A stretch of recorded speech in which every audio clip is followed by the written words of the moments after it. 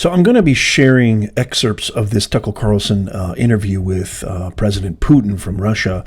And I just want to say a few things before we get started. Number one, I really wanted to wait.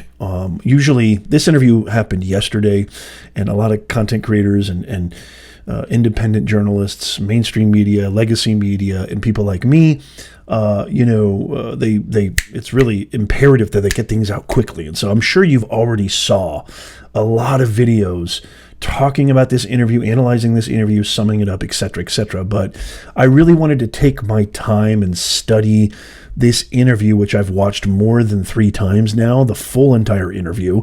I'm obviously not going to share the entire interview. I'm going to talk about 4 major things that Putin said, and this is also coming from, just in case you didn't know, as the title suggests, it's coming from somebody who studies Aristotelian rhetorical principles from 2,000 years ago that are still relevant today: audience, purpose, message, ethos, pathos, logos.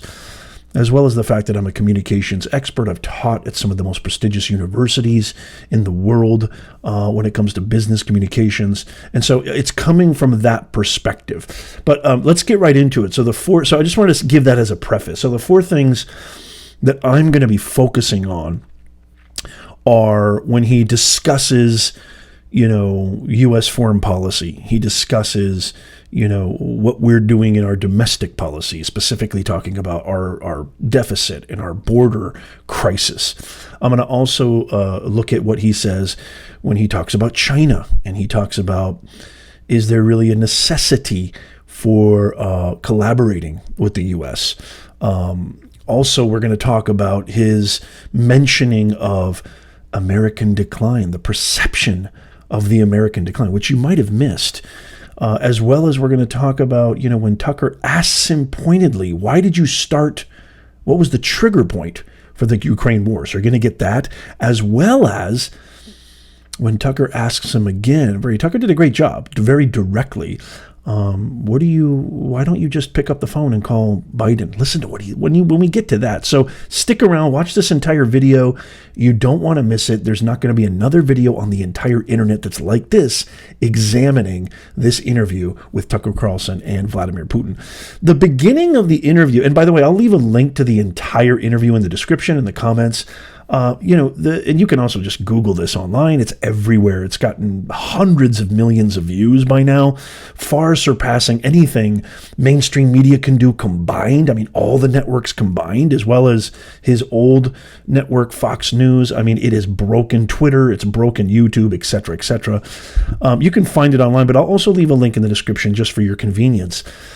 He really, one thing I just want to say as well, before we get into these components, is from what happened at Biden's press conference yesterday, in the dastardly, embarrassing meltdown and misidentification of the Egyptian president as the president of Mexico, alluding to this notion that Mexico borders Israel and Gaza.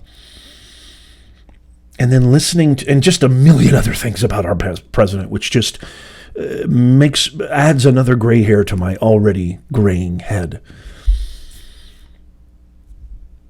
The beginning of the interview with Tucker Carlson, Putin, I'm not, there's no sides here. I'm really purely looking at this from a semantics, linguistic, communications, persuasive, rhetorical lens. He goes off with this encyclopedic knowledge of, over 1,000 years of history almost, it seems like. Hundreds of years, not 1,000, hundreds of years of history, of Russian history, going back to the 9th century. He's just some few things. And I was very bored with the beginning of the interview, by the way. I was extremely bored. I thought it was interesting, but I thought also he was filibustering Tucker, and I think Tucker should have called him on that a little bit sooner. He kind of went on. Really, the interview doesn't really get cooking until 30, 45 minutes in, maybe even an hour. And but I marveled at how, what we've been told about this individual, what we've been told about the president of Russia, Vladimir Putin, as being somebody ill, somebody demented, mentally gone, deranged, psychopathic even. There was zero evidence of that when I watched this interview. There was zero concrete, substantive examples that I could gather, again, communications expert, that there was anything wrong with this. If anything, he displayed a vast, sobering, intelligent, calculated, deliberate grasp and cognizance, which far superseded what we saw. And it pains me to say this because I love my country more than anybody, what we saw from Biden. So having said that, let's jump into a couple of the questions. We'll watch the clip. I'll analyze it together. We'll talk about this. Maybe a little bit of a long video, but I promise you it's going to be worth it, especially if you've been watching all these other videos on Tucker Carlson and as well as maybe you even haven't even seen the interview. I'm giving you the real kind of, I think, best excerpts, the most, I think, impactful question and answers, and really the best components of the entire interview. So let's get cooking with clip number one. Okay, this first clip is really short but really interesting, and I want you to notice his body language. I want you to notice how he talks about this when he says, Tucker asks him about, the U.S. pretty much engaging in a proxy war. And then this demonstrative display, or I could say condemnation, which I think a lot of Americans, I think this resonates with a lot of Americans. Listen to how Putin responds to this. Do the United States need this? What for? Thousands of miles away from your national territory. Don't you have anything better to do? You have issues on the border, issues with migration, issues with the national debt. More than $33 trillion. You have nothing better to do, so you should fight in Ukraine? Wouldn't it be better to negotiate with Russia? Make an agreement, already understanding the situation that is developing today, realizing that Russia will fight for its interests to the end? And realizing this, actually return to common sense, start respecting our country and its interests, and look for certain solutions. It seems to me that this is much smarter. It's hard to argue with the man. I don't take this at face value. I think that, and you'll see later on, that this is a typical maneuver done by communicators and done by debaters, etc., where they kind of posture as being so innocent, and why don't you guys just work it out? No. You've had 2 years. It's on both sides of the equation. It needs to come from both sides, not just one side. I'm seeing a lot of, especially people from the right and maybe more independent, conservative-leaning creators and commentators are talking about how, see, Putin wants peace, and see, he doesn't want it. Well, wait. He says that you got to, if you're taking everything this guy who's been, known to be a dictator for over 20 years. He's been president since 2000.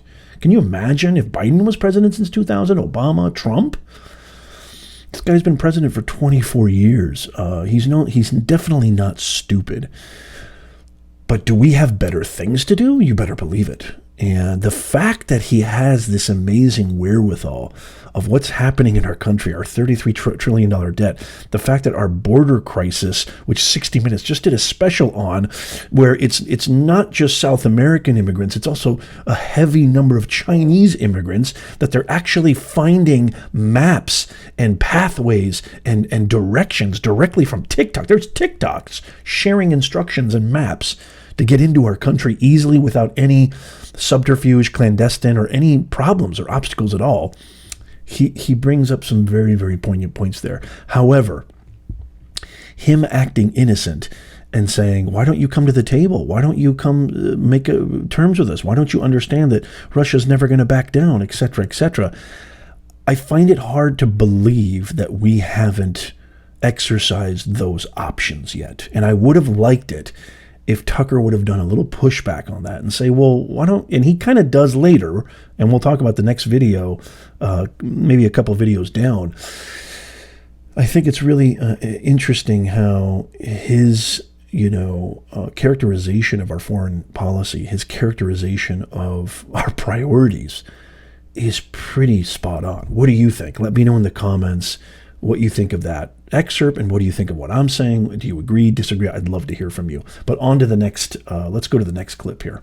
Okay, so this is the moment where Tucker asks President Putin directly. He says, what was the moment you decided that you had to do this? Listen to this and then we'll talk about it. What was the trigger for you? What was the moment where you decided you had to do this? Спровоцировал конфликт изначально. Initially, it was the coup in Ukraine that provoked the conflict. Кстати говоря, By the way, back then the representatives of 3 European countries, Germany, Poland and France, arrived. They were the guarantors of the signed agreement between the government of Yanukovych and the opposition. They signed it as guarantors. Несмотря на это, оппозиция. Despite that, the opposition committed a coup and all these countries pretended that they didn't remember that they were guarantors of the peaceful settlement. Никто не вспоминает They just threw it in the stove right away, and nobody recalls that. этот договор между. I don't know if the US know anything about the agreement between the opposition and the authorities, and its 3 guarantors who, instead of bringing this whole situation back in the political field, Хотя смысла в supported the этом не coup. было никакого. Although it was meaningless, believe me. Янукович совсем согласился. Because President Yanukovych agreed to all conditions, he was ready to hold an early election which he had no chance of winning, frankly speaking. Зачем, Господи? Everyone knew зачем that. жертва? Then why the coup? Why the victims? Why threatening Crimea? Why launching an operation in Donbass? This I do not understand. That is exactly what the miscalculation is. CIA did its job to complete the coup. Один из замов I госсекретаря. think one of the deputy secretaries of state said that it cost a large sum of money, almost 5 billion. Зачем? But the political mistake was colossal. На самом деле то же Why самое. would they have to do that? All this could have been done legally, without victims, without military action, without losing Crimea. Пальцем не пошевелить. We would have never considered to even lift a finger if it hadn't been for the bloody developments on Maidan. Потому что мы согласились с тем, что Because we agreed with the fact that after the collapse of the Soviet Union, our borders should be along the borders of former Union's republics. We agreed to that. с расширением But we never agreed to NATO's expansion, and moreover, we never agreed that Ukraine would be in NATO. Базы НАТО. You can tell he's getting very animated here. This is one of those parts of the interview where I don't think I've seen him this animated. And you can see that the more animated that he gets, the more physicality and kinetic energy he exhibits, the more he is speaking from a place of true belief and maybe even true passion. And so whether or not we believe it or not, again, he paints a great picture, very lawyer-esque. He's an amazing persuader, using ethos, using logos and pathos where the passion comes in, and the personal storytelling of when he talked about his road trip in the 80s, through Ukraine, when he was a young man. He does a great job of painting this narrative, starting with the ethos of Russian history and how these lands originally belong to the sovereign state of the USSR, which then collapsed and then turned into Russia, which Russia became free, became more democratic, and he pleads with, why did the U.S. reject us? Why did the U.S. reject us? Which Tucker even commented on this, and I tend to agree. He definitely seems deeply wounded and hurt by the rejection of the West, of Russia. But I cannot, with any semblance of intelligence and logic, think that he is this innocent baby fawn deer in this entire debacle and chaos that he finds himself in. It's impossible. So you have to take that for a grain of salt. без всяких разговоров с нами. We did not agree to NATO bases there without any discussion with us. For decades, we kept asking, don't do this, don't do that. Asking. В последних событиях. Ну, во-первых, And what triggered the latest events? руководство Украины заявило, Firstly, the current Ukrainian leadership declared that it would not implement the Minsk agreements.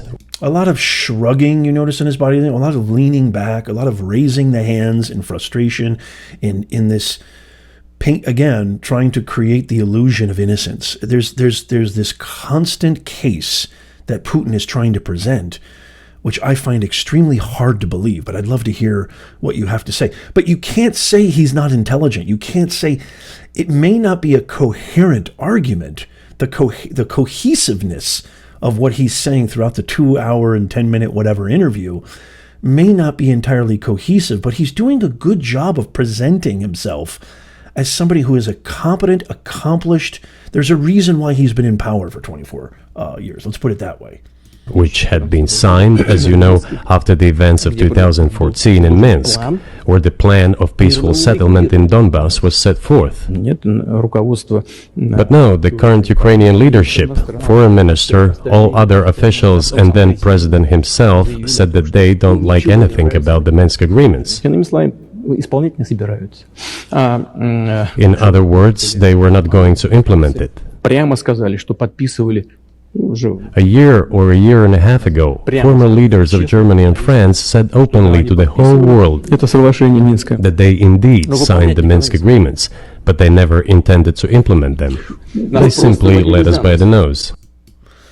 Okay, so again, there's innocence, a claim that Western nations, Western Empire did not uphold and honor their contracts, did not honor their agreements. I find that very, very hard to believe. This is where I think it would be very poignant if Biden gave a very lengthy, he would achieve so much.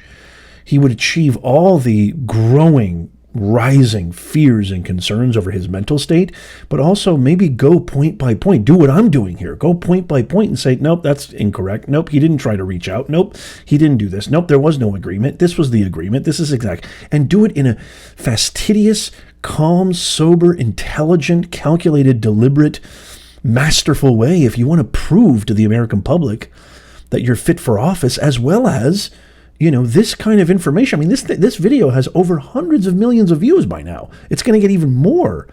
So this is out there. This is the master PR campaign for Putin. I applaud Tucker Carlson. I wish he would have done a little more interrupting. I wish he would, and I understand you're on his home turf, probably a big ask and probably difficult to do, but you're a competent journalist, I think. I would have liked a little more interruption. I would have liked a little more pushback of, well, wait a minute, hold on a second. Now, what do you say to people who say, well, yeah, you say that, but it's hard to believe that everybody else reneged on their agreement and you're just this innocent kind of, innocent victim. It's just, it doesn't add up. Let me know what you think in the comments. Let's move on to the next clip. Okay, so here we have Tucker asking him about Russia possibly invading other countries, possibly invading other lands. Namely Poland. Let's watch this clip together. I think you're referring to is a Russian invasion of Poland, Latvia, expansionist behavior. Can you imagine a scenario where you sent Russian troops to Poland?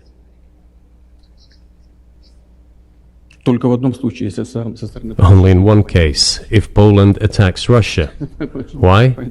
Because we have no interest in Poland, Latvia, or anywhere else. Why would we do that? We simply don't have any interest. It's just threat-mongering. Well, the argument, I know you know this, is that, well, he invaded Ukraine. He has territorial aims across the continent. And you're saying unequivocally you don't.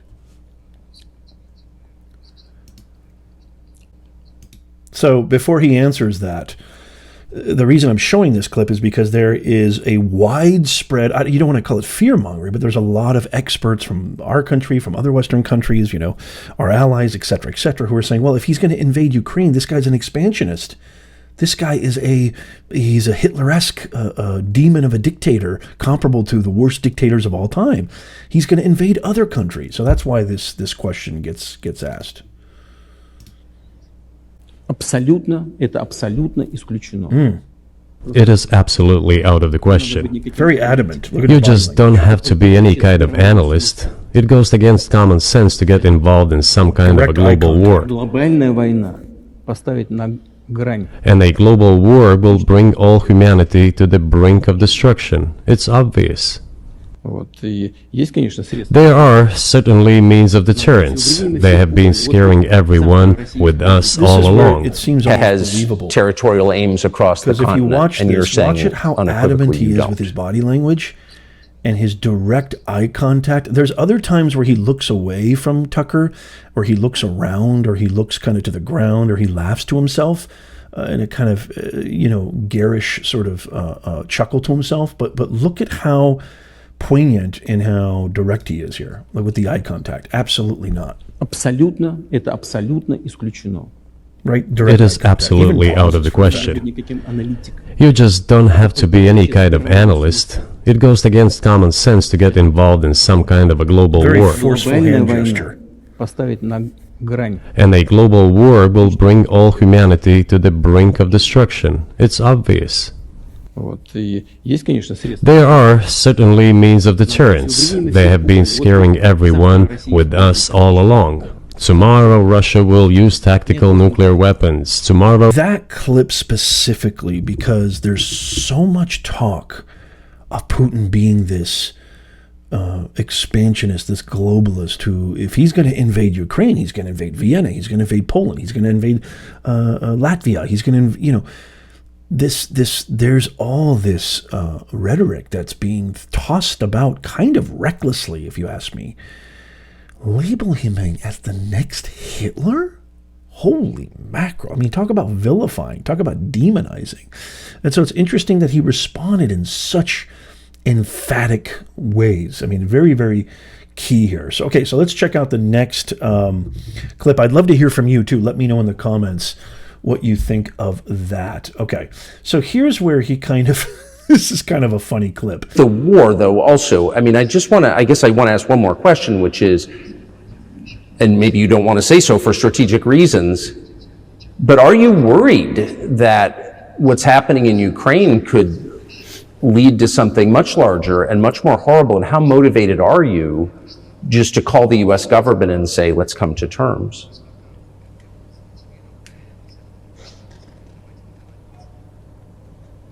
Так, послушайте, я уже сказал. I already said that we did not refuse to talk. We're willing to negotiate. It is the Western side, and Ukraine is obviously a satellite state of the US. It is evident. I do not want you to take it as if I'm looking for a strong word or an insult, but we both understand what is happening. The financial support, 72 billion US dollars, was provided. Germany ranks second, then other European countries come. Dozens of billions of US dollars are going to Ukraine. There's a huge influx of weapons. In this case, you should tell the current Ukrainian leadership to stop and come to negotiating table, rescind this absurd decree. We did not refuse. Sure, but you already said it. I didn't think you meant it as an insult, because you already said correctly, it's been reported that Ukraine was prevented from negotiating a peace settlement by the former British Prime Minister acting on behalf of the Biden administration. So of course they're a satellite. Big countries control small countries. That's not new. And that's why I asked about dealing directly with the Biden administration, which is making these decisions, not President Zelensky of Ukraine. Ну, если администрация Зеленского на Украине отказалась от переговоров, я исхожу из того, Well, что они if the Zelensky administration in Ukraine refused to negotiate, I assume they did it under the instruction from Washington. решение. Пусть откажутся. If Washington Notice this believes is a it big to be deal the right wrong here. Notice decision, the eye contact. So he's very, he's very emphatic. He's very confident in his communication when he talks about how we were the ones who tried to initiate peace. But notice how much he looks away when he answers this, when Tucker kind of gives, which I applaud him for this, a little pushback. Отказалась от переговоров. Я Directly with the Biden administration, which is making these decisions, not President Zelensky of Ukraine. Notice the eye contact. He doesn't look at Tucker until after he says this full Ну, sentence. если администрация Зеленского на Украине отказалась от переговоров, Well, if the Zelensky administration in Ukraine refused to negotiate, I assume they did it under the instruction from Washington. If Washington believes it to be the wrong decision, let it abandon it. Let it find a delicate excuse so that no one is insulted. Let it come up with a way out. It was not us who made this decision, it was them. So let them go back on it. That is it. However, they made the wrong decision, and now we have to look for a way out of the situation to correct their mistakes. They did it, so let them correct it themselves. We support this. So I just want to make sure I'm not misunderstanding what you're saying. I don't think that I am. I think you're saying you want a negotiated settlement to what's happening in Ukraine.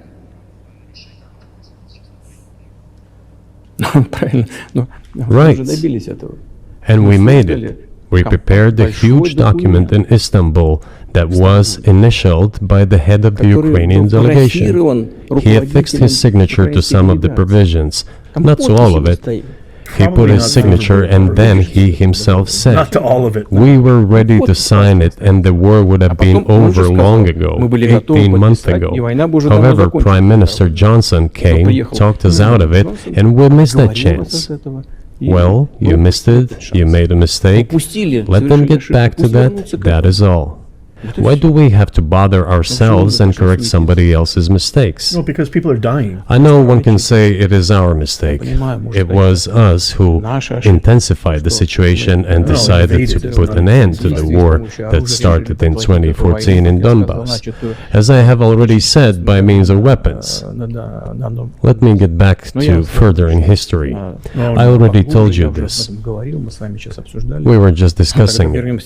Let us go back to 1991, when we were promised that NATO would not expand, to 2000. Right there should have been some pushback. Right there would have been a perfect opportunity. Tucker just kind of nods and says, yeah, sure, go right into your spiel of history. And he even, I think, commented on this after the interview and said, he went on and on and on, and he wasn't very coherent, etc., etc. He should have pushed back on this. So you had an agreement in Istanbul. So tell us more. What do you mean by, you need to unpack that. Prime Minister of England, Boris Johnson, interfered. What are you talking about? That wasn't talked about. What were the provisions? What didn't they agree to? What were really entailed in those provisions? I would have liked more there, Tucker. I would have liked more. It seemed that Putin dominated this entire interview.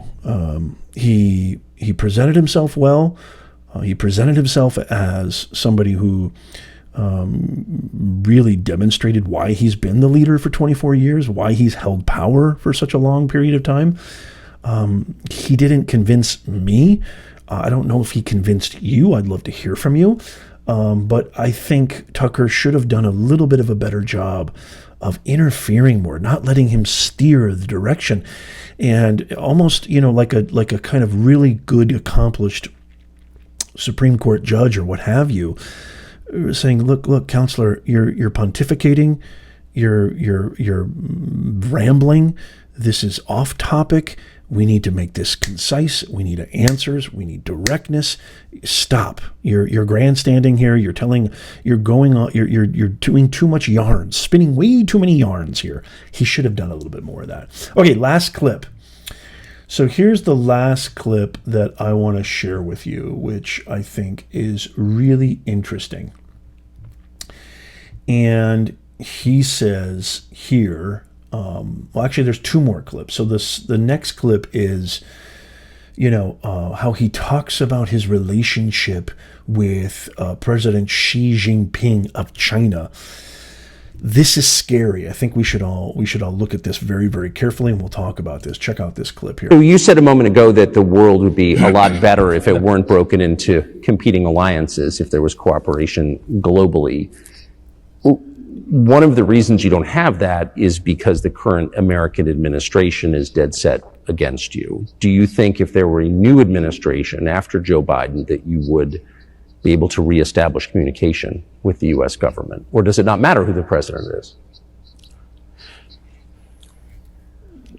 Сейчас скажу, но чтобы закончить предыдущий вопрос. I will tell you, but let me finish the previous thought. We, together with my colleague and friend, President Xi Jinping, set a goal to reach $200 billion of mutual trade with China this year. We have exceeded this level. According to our figures, our bilateral trade with China totals already $230 billion, and the Chinese statistics says it is $240 billion. One more important thing, our trade is well balanced, mutually complementary in high-tech, energy, scientific research and development. It is very balanced.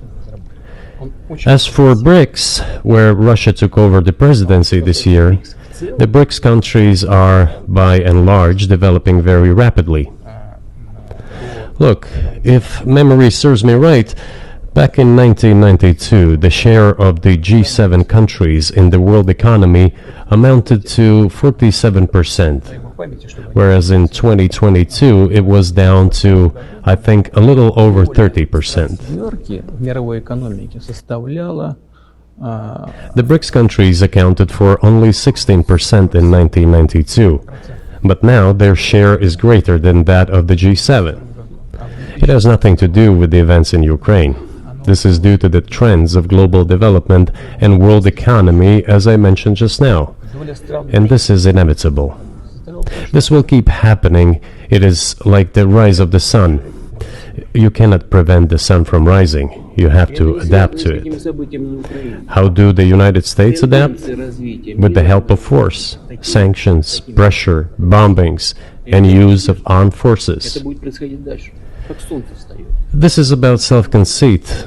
Your political establishment does not understand that the world is changing under objective circumstances.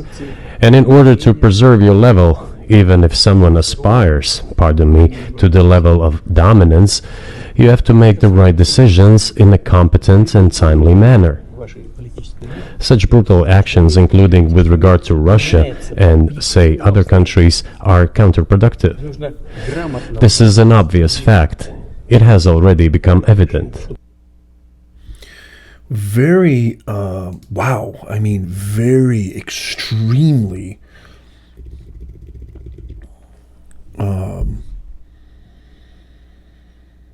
condemning of America. I mean, he really, you notice his body language. He got real close. He leaned in, hand forceful, eye contact fierce. You guys made a mistake. You guys don't know what it means. You don't understand how the world is adapting. He could only be speaking to our leadership. He could only be speaking to our leadership. That's not you as in Tucker Carlson or you or I. He's talking about our leadership. So there's a lot of things happening in that, talking about President Xi of China, the collaboration there, talking about G7, which if you remember those videos that went viral of Putin being isolated at these conferences and summits in Europe, and how sad and disappointed it seemed, and how the isolation, the alienation that was directed to him, and or lack thereof. It's his anger, his hurt, his woundedness is very apparent in that clip right there. So really, really interesting stuff. It kind of got me upset, kind of got me angry, of how even more angry at our current administration, because these guys can talk to us like we're a third world country. He's treating the United States of America, talking to them in the light that's like, you guys are just pawns, you're babies. Me and China, we're the real leaders of the free world. With not so many words, but there's this indirect, underlying undertone of a message.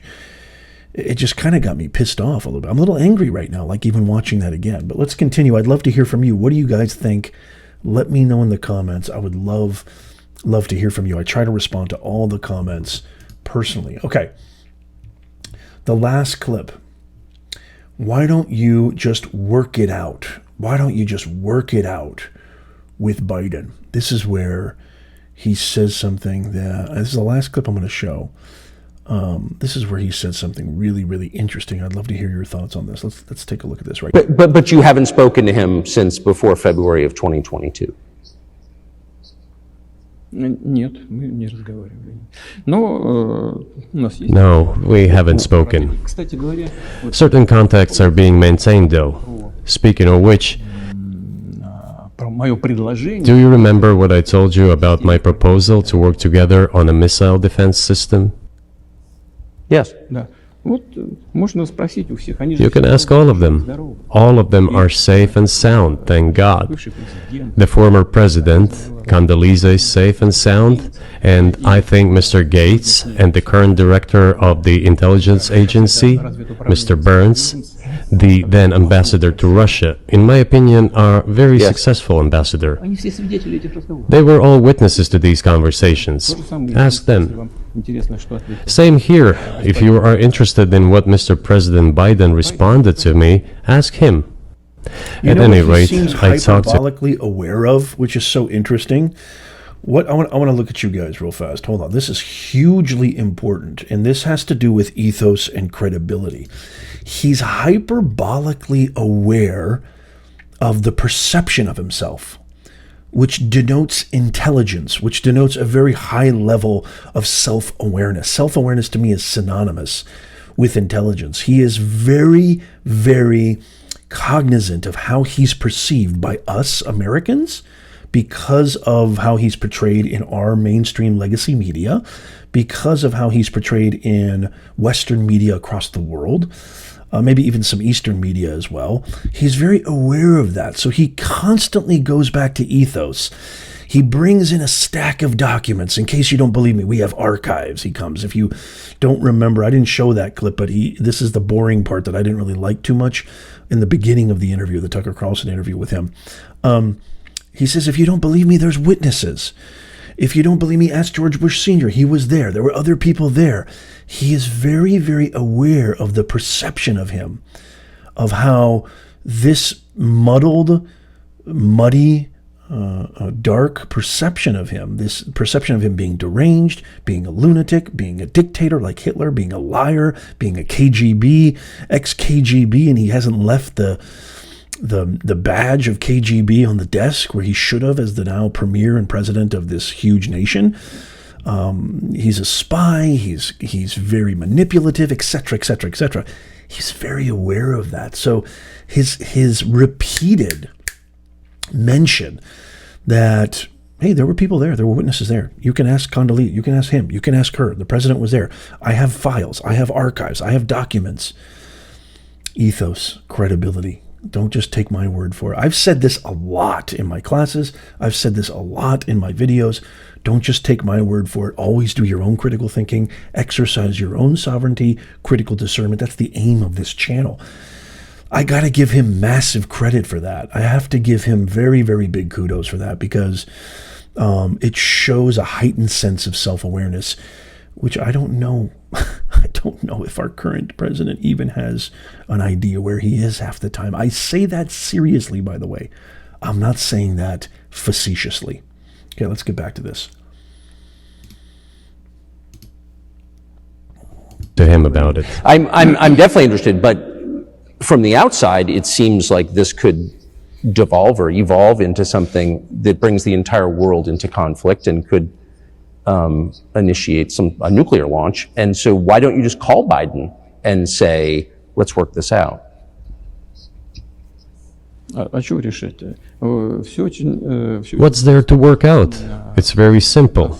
I repeat, Есть контакты по линии, там различные... we have contacts through various agencies. Я вам скажу, что мы говорим на это. I will tell you what we are saying on this matter and what we are conveying to the US leadership. If you really want to stop fighting, you need to stop supplying weapons. It will be over within a few weeks. That's it. And then we can agree on some terms. Before you do that, stop. What's easier? Why would I call him? What should I talk to him about? Or beg him for what? And what messages do you get back? Такое-то оружие на Украину. You're going to deliver such and such weapons to Ukraine? Oh, I'm afraid, please don't. What is there to talk about? Do you think NATO is worried about this becoming a global war or a nuclear conflict? At least that's what they're talking about. And they're trying to intimidate their own population with an imaginary Russian threat. This is an obvious fact. And thinking people, not Philistines, but thinking people, analysts, those who are engaged in real politics, just smart people, understand perfectly well that this is a fake. They're Okay, so let me... Wow. Okay. So this is probably the excerpt that I find to be the most damning of Putin. And everything that he said prior to this becomes moot. And I wish that Tucker would have pressed him on this, and he really didn't. He kind of let him get... I think Tucker let him off the hook here. I know I'm going to probably get some... I'd love to hear what you guys think. Let me know in the comments, but what good would it do, Mr. President? What's the use? The narcissism and the ego is really coming out here. Let's be honest. I mean, as calculating and smart and intelligent as some of these leaders come across, I think of Obama, and I've said this many, many times, eloquence is not synonymous with intelligence. Just because you have a grasp of vocabulary does not make you intelligent. You need to critically think. You need to assess. You need to analyze. Intelligence is much, much deeper and nuanced than that. What's the point? Why should I do that? It's very simple. You can't pick up the phone and just say, hey, man, this do you want this to stop or not? Like, are you tired of people dying? Are you tired of people being held captive? Are you tired of are you tired of sending money to Ukraine and you're losing this election? Your people are getting pissed off. Your own people are pissed off that you're sending all this money when people like, normal Americans are starving, and not starving necessarily, but I mean, some are, but I mean, struggling big time is not an exaggeration. It's not a hyperbole. I think that really made him look like the villain that most people paint him out to be. I think President Putin made a grave mistake there. I think the arrogance was on full display in 3 dimensions right there. So I don't think that was I don't think that was how he wanted to come across. I don't know. Maybe that's how he wants to come across to his own people, because his own people definitely watched this interview as well. But I would have liked to have seen, as somebody who wants this to end, and I hope you do too, I would have liked to have seen him, respond and say, either say that I've tried, or either say that, the ball's in his court. I've left messages. I don't know. It sounds like a real tick for tack, whatever you want to call it, bad relationship here. And somebody just needs to mediate this and be like, guys, enough is enough. You're destroying your families. So let's get this resolved right now. Arrogance, narcissism, egocentrism, wounded narcissism is a dangerous thing. Wounded narcissism is a very, very dangerous thing. What I believe we have here with the president of Russia, Vladimir Putin, is we have a man who is a narcissist and who is wounded, and that is a dangerous combination. I'd love to hear your thoughts. I pass this on to you. I know this is a very long video, but I really wanted to wait and give it the breadth and depth that I hope that I conveyed. Let me know if I did it wrong.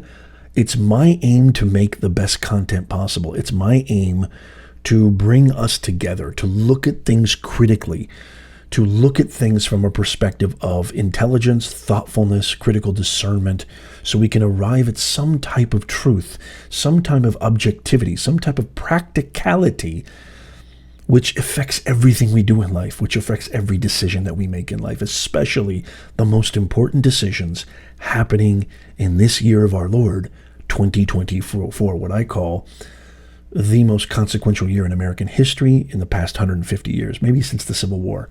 So I'd love to hear from you guys. What did you guys think of this analysis? What did you think of the interview? What did you think of Tucker? What did you think of Putin? What did you think of some of the answers? Do you believe him? Do you not believe him? Do you have a different kind of perspective? Do you have a different critique on him? Did your perception change of him? Did it stay the same? I would love to hear from you. Let me know in the comments. I try to respond to every comment personally myself. I know I miss a few, but I try really, really hard.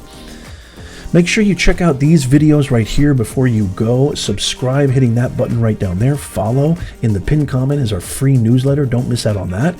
And as always, God bless these United States. God bless you, and I'll see you soon.